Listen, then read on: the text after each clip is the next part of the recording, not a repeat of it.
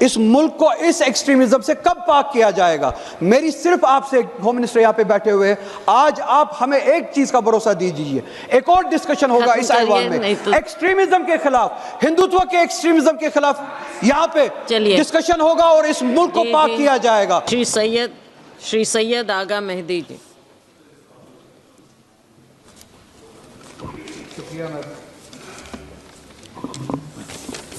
شکریہ madam chair person, آپ نے اس ڈسکشن میں حصہ لینے کا موقع دیا۔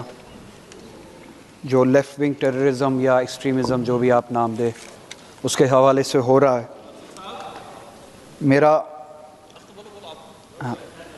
میرا سوال شروعات میں صرف یہی ہوگا کہ ایکسٹریمزم پہ ڈسکشن کیوں نہ کیا جائے، صرف لیفٹ ونگ ایکسٹریمزم پہ کیوں؟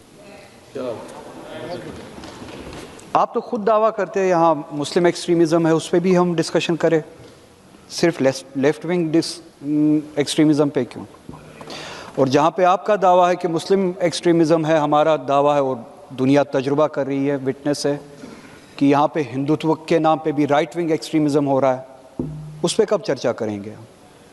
اس پہ ہم کب ڈسکشن کریں گے؟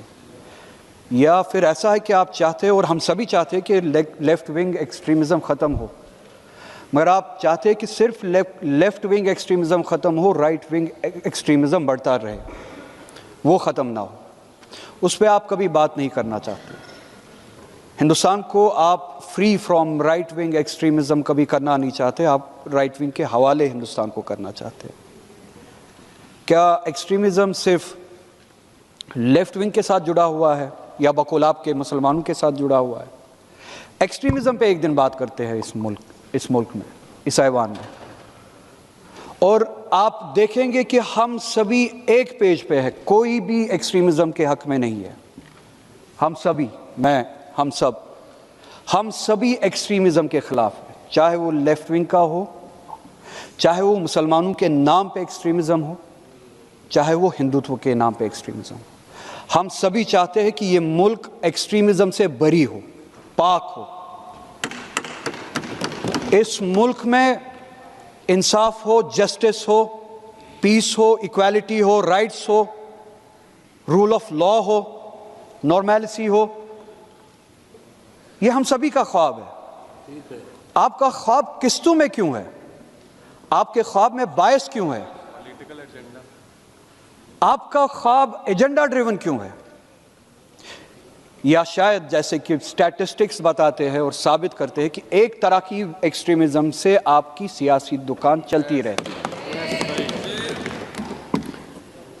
لیفٹ ونگ ایکسٹریمزم صرف نام یوز کرتا ہوں، ایکسٹریمزم ختم ہونا چاہیے، مگر اس کے پیچھے جہاں سے وہ ایکسٹریمزم پنپتا ہے ایک ناانصافی ہے، سوشل ناانصافی، اکنامک ناانصافی، ہسٹورک پولیٹیکل ناانصافی۔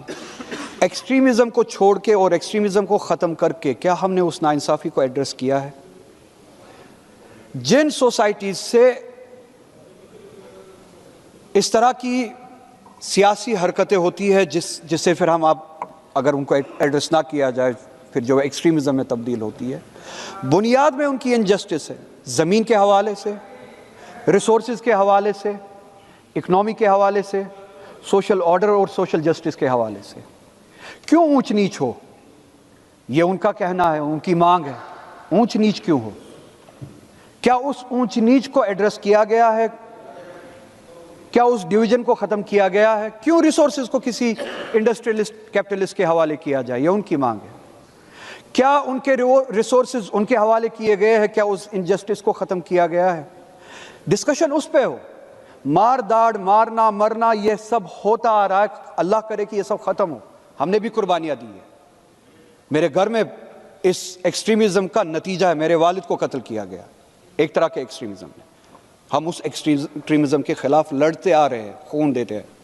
آپ کی طرح ایسی رومز میں بیٹھے نہیں ہیں، خون دے کے اس ایکسٹریمزم کے خلاف ہم نے لڑا ہے۔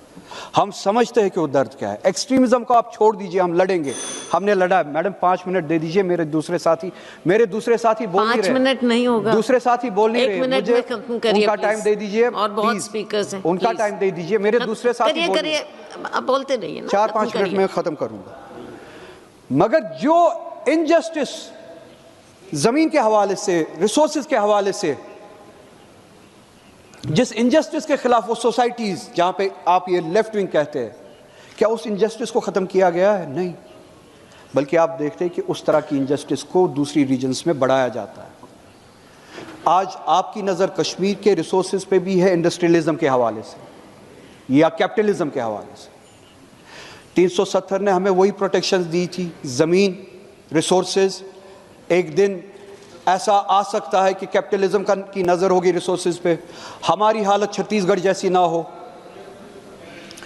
اڑیسہ جیسی نہ ہو، ان جیسے علاقوں جیسی نہ ہو۔ اسی لیے ہمیں کانسٹیٹیوشنل پروٹیکشن ملی تھی 370 کے حوالے سے، آپ نے اکھاڑ کے پھینک دیا۔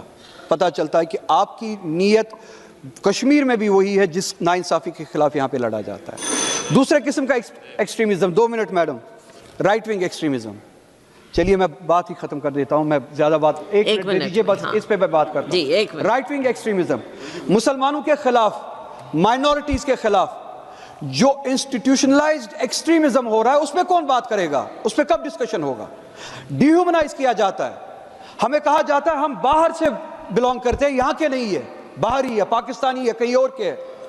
ہم ڈیموگرافک چینج کریں گے، ہم آبادی کا تناسب بدل دیں گے، ہمارے ساتھ اکنامک بائیکاٹ کیا جائے۔ یہ ٹرینڈ ہے، نیشنل ٹرینڈ ہے، انسٹیٹیوشنل ٹرینڈ ہے۔ چیف منسٹر کہتا ہے کہ مسلمانوں کے ساتھ اکنامک بائیکاٹ کیا جائے۔ ہمیں یہ کہا جاتا ہے کہ یہ ایک دن آبادی بدل دیں گے، کسی لاجک کے الٹ یہ کہا جاتا ہے۔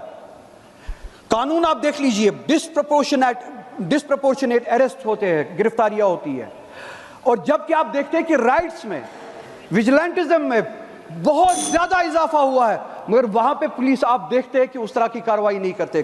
کاؤ پروٹیکشن کے نام پہ، لاؤ جہاد کے نام پہ جو ان نے ٹرم جو ہے کوائن کی ہے، ایجاد کی ہے، کتنی ساری وائلنسز ہوتی ہے، ان ساری وائلنسز میں کتنی کارروائیاں کرتی ہے پولیس یا جوڈیشری، اس کی مثال دے یہاں پہ۔ مگر جن کے خلاف پولیس کارروائی کرنی چاہیے، ان کو پروٹیکشن ملتی ہے۔ وکٹمز کو ستایا جاتا ہے انسٹیٹیوشنلی، وکٹمائز کیا جاتا ہے انسٹیٹیوشنلی۔ اس پہ کب بات ہوگی؟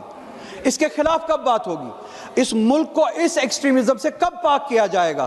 میری صرف آپ سے، ہوم منسٹر یہاں پہ بیٹھے ہوئے، آج آپ ہمیں ایک چیز کا بھروسہ دیجیے، ایک اور ڈسکشن ہوگا اس ایوان میں ایکسٹریمزم کے خلاف، ہندوتو کے ایکسٹریمزم کے خلاف یہاں پہ ڈسکشن ہوگا، اور اس ملک کو پاک کیا جائے گا۔